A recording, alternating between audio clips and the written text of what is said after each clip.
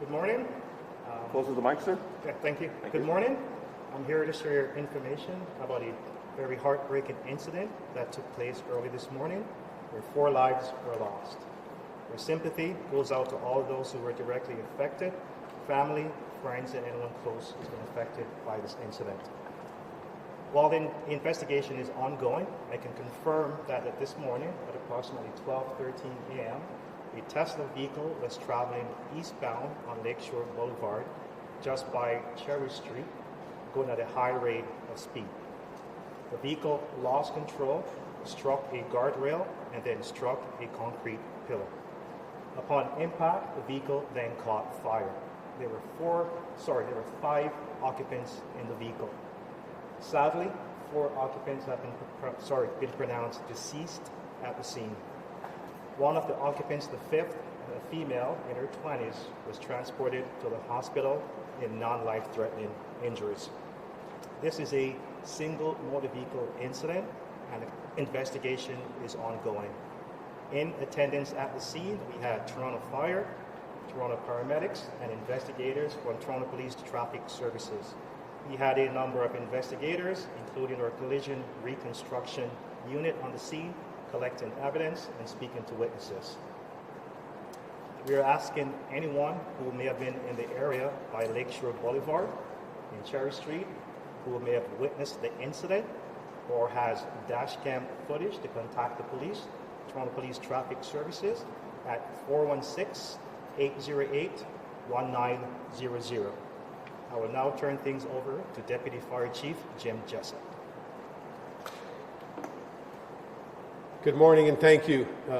Similar to the Toronto Police Service, on behalf of all the women and men of the Toronto Fire Service, we want to extend our deepest condolences and sympathies to those impacted. And we want to thank our first responder peers with the Toronto Police Service and Toronto Paramedic Services for their assistance this morning. As the Toronto Police have noted when the call came in, upon arrival, our first-in crews reported a significant fire. Our crews worked to quickly extinguish the fire. And then once the fire was extinguished, our crews noted a number of persons inside the vehicle.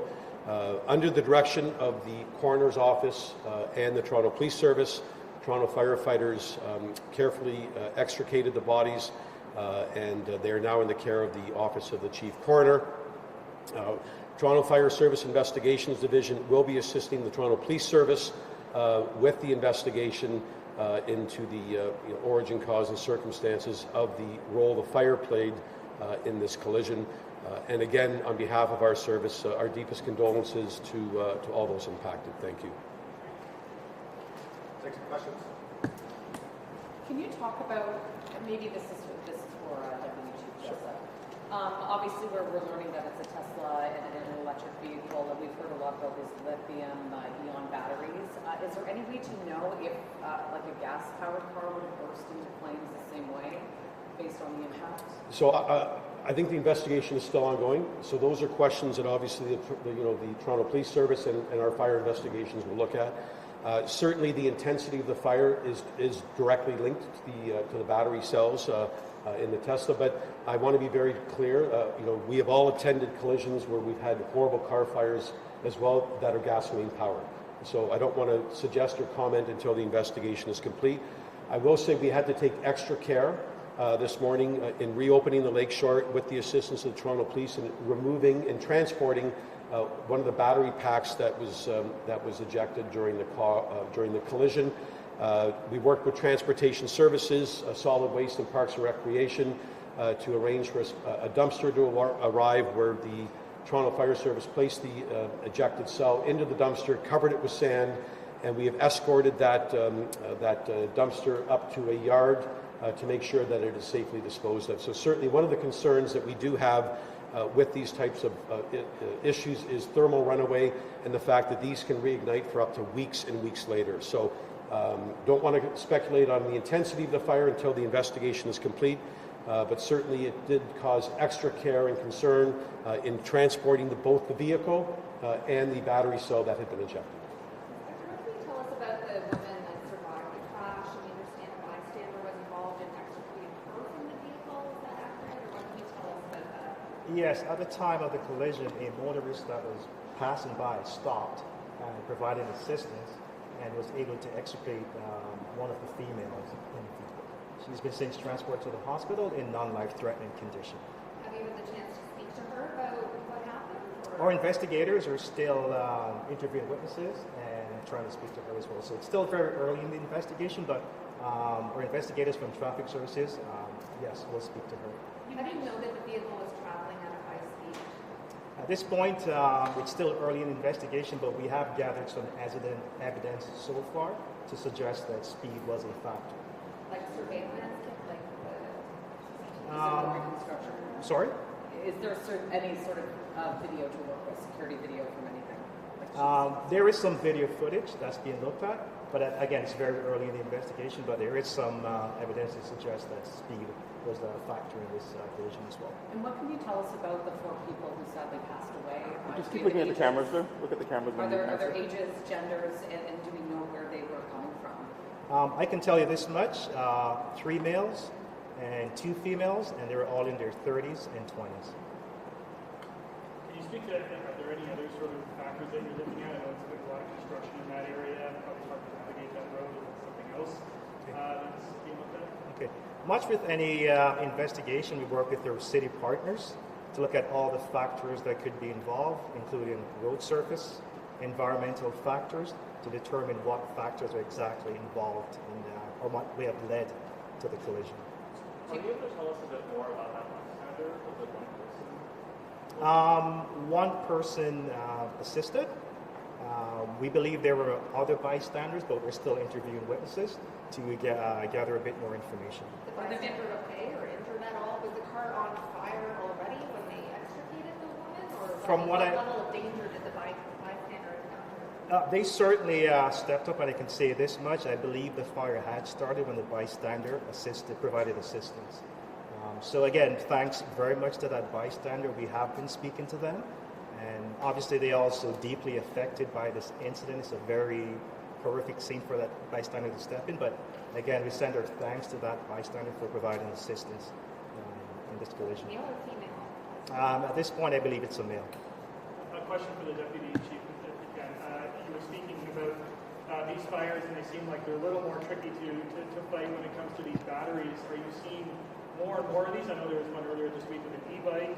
Are you seeing more of these, given how prevalent they are? And can you just elaborate a little more on the difficulty of fighting these fires? No, thank you. So this is something the Toronto Fire Service, again, with numerous city partners, have been working on over the last number of candidly months. We've had a number of fires, most recently on I believe it was Lawrence Avenue East, with the e-bikes.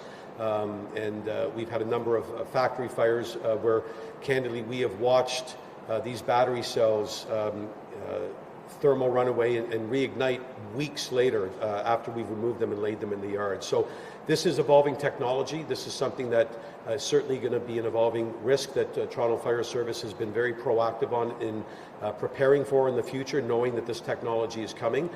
We've established a working group well over a year ago on everything from public education messaging to tactics for our firefighters, as well as how do we safely transport and remove these types of this type of technology after scenes like this or after fires where we are becoming more and more common. So it's something that is on our radar. It's something that we've been proactive about. It's something that we're going to have to deal with and continue to deal with as this technology expands, and it's something that we're going to continue to work on. Are you calling for regulation changes at all? For example, I know the TTC is now banning them in certain months. Is that something I know probably you advocating for, but is it something that you want to see a little more widespread? Yeah, so just to be clear, we haven't advocated for anything on the TTC. Certainly when we're asked questions, we will provide our professional opinion.